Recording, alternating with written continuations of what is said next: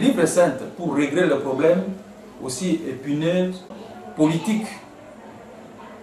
Parce qu'ils n'utilisent pas les livres saints pour régler le problème aussi épineux comme le problème de la terre de la Palestine.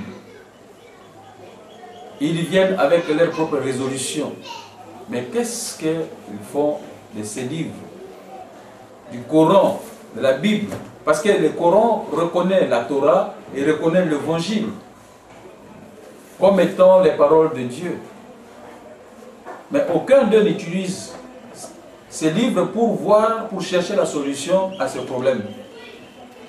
Aujourd'hui, la communauté internationale est en train de crier il faut qu'il y ait des États dans cette terre de la Palestine. La solution qu'ils veulent nous apporter vient-elle de Dieu ou des hommes? Alors à quoi servent maintenant ce Coran? À quoi servent ce qui est écrit dans la Bible? À quoi servent ces versets qui sont écrits dans les livres saints? Et c'est là où se trouve le problème que je veux aborder pour essayer de régler ce problème-là. Et je m'adresse ici aux croyants, aux véritables croyants. Dieu a dit à Abraham de quitter son pays et d'aller dans une terre que Dieu lui-même lui montrera. Et nous savons tous, comme nous avons lu au début, que c'est Dieu qui a créé le ciel et la terre. Ça n'appartient ni à la communauté internationale, ni à l'ONU.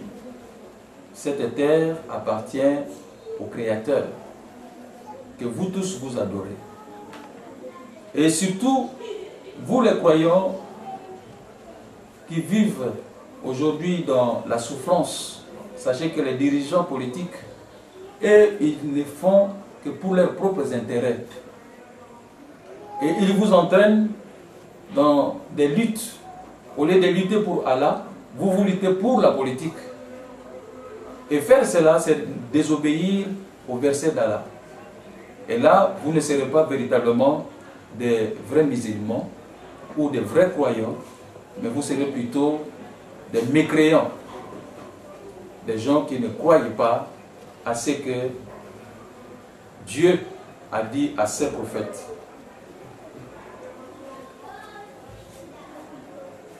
Dieu agrée l'islam comme religion. C'est ce qui est écrit dans Surat 5 et 3. Mais qu'est-ce que vous comprenez par islam? Est-ce que Dieu doit se soumettre à votre volonté ou à la volonté de la communauté internationale, ou Dieu va se soumettre à la volonté de ces versets à lui? Ce qui est écrit dans les livres saints, c'est la volonté de Dieu. Et nul ne peut effacer cela, nul ne peut modifier cela. Les règles de Dieu ne doivent pas changer. Si Dieu dit ça, ça appartient à tel, ça doit appartenir à cette personne-là. Tous, que ce soit la religion chrétienne, que ce soit les juifs, que ce soit ceux qui se disent musulmans, tous nous croyons que Abraham, c'est lui le père de la foi. Et toutes les nations de la terre seront bénies par Abraham. Alors nous allons lire qu'est-ce que Dieu a dit à Abraham. Disons dans le Coran,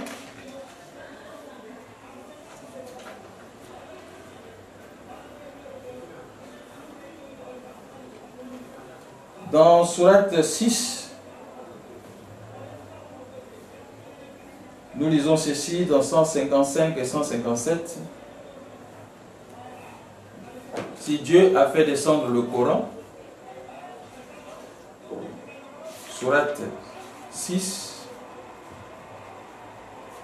155 à 157. Puis nous avons donné à Moïse le livre complet, en récompense pour le bien qu'il a fait, et comme un exposé détaillé de toutes choses, un guide et une miséricorde.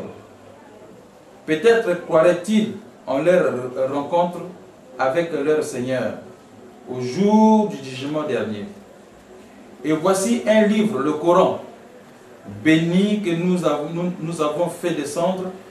Suivez-le donc et soyez pieux afin de recevoir la miséricorde. Afin que vous ne disiez point, on a fait descendre le livre que sur 2 peuples avons-nous, et nous avons été inattentifs à les étudier. Et que vous disiez, si c'était à nous qu'on avait fait descendre le livre, nous aurions certainement été mieux guidés qu'eux. Voilà certes que vous sont venus de votre Seigneur preuve, guidée et miséricorde, qui est plus injuste que celui qui traite des mensonges les versets d'Allah et qui s'en détourne. Nous punirons ceux qui se détournent de nos versets par un mauvais châtiment pour s'en être détourné. Nous voyons là que toute personne qui se détourne des versets d'Allah, eh bien, il subira une punition. Allah a fait sortir Abraham pour l'amener dans cette terre de la Palestine. Et il a fait la promesse à Abraham comme quoi cette terre lui appartiendrait. Lui et sa postérité. Alors, desquels? Parce qu'il y a Ismaël et il y a Isaac. Desquels des deux appartient la terre de la Palestine? Alors, nous allons lire dans le Coran, c'est que Dieu a dit à Abraham, après avoir résisté à son père et à son peuple qui adorait d'autres divinités que Dieu, quelle est la promesse que Dieu a faite à Abraham?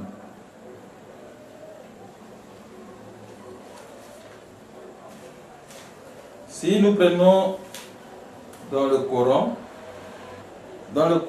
dans son verset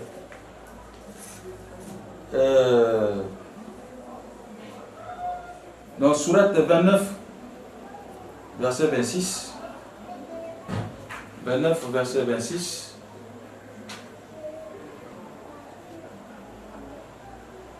à 27.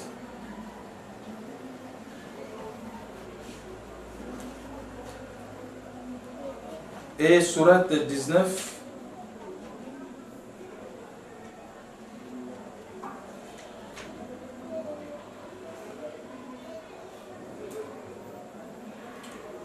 verset 40 à 49.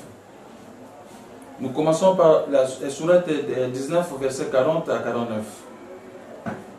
C'est nous, en vérité, qui hériterons la terre et tout ce qui s'y trouve, et c'est à nous qu'ils seront ramenés. Et mentionne dans le livre, Abraham, c'était un très véridique et un prophète. Lorsqu'il dit à son père, « Oh mon père, pourquoi adores-tu ceux qui n'entendent ni ne voient et ne te profitent en rien? Oh mon père, il m'est venu de la science ce que tu n'as pas reçu. Suis-moi donc, je te guiderai sur une voie droite. Oh mon père, n'adore pas le diable, car le diable désobéit au tout miséricordieux. Oh mon père, je crains qu'un châtiment venant du tout miséricordieux ne te touche et que tu ne deviennes un allié du diable. » Il dit, « Oh Abraham, aurais-tu du dédain pour mes divinités? Si tu ne cesses pas, certes, je te lapiderai. Éloigne-toi de moi pour bien longtemps. » « Paix sur toi, dit Abraham. J'implorerai mon Seigneur de te pardonner car il m'a toujours comblé de ses bienfaits.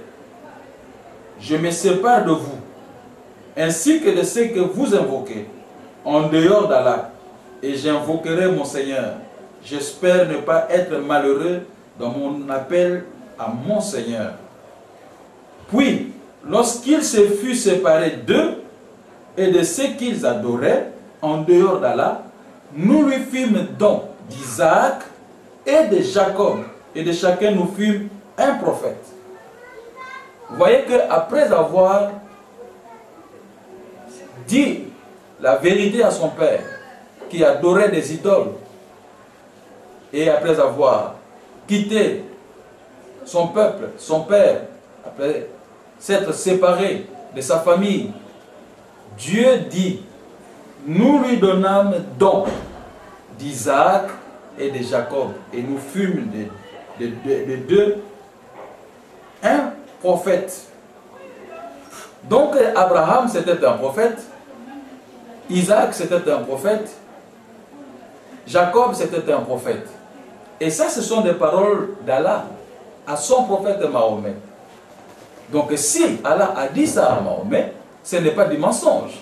Car dans la bouche de Dieu, il ne sortent pas des mensonges. Dieu n'est pas un menteur et personne ne peut prendre les versets d'Allah comme étant du mensonge. C'est la vérité. Alors, Abraham a quitté son père pour aller où? C'est pour venir dans la terre que occupaient les Cananéens.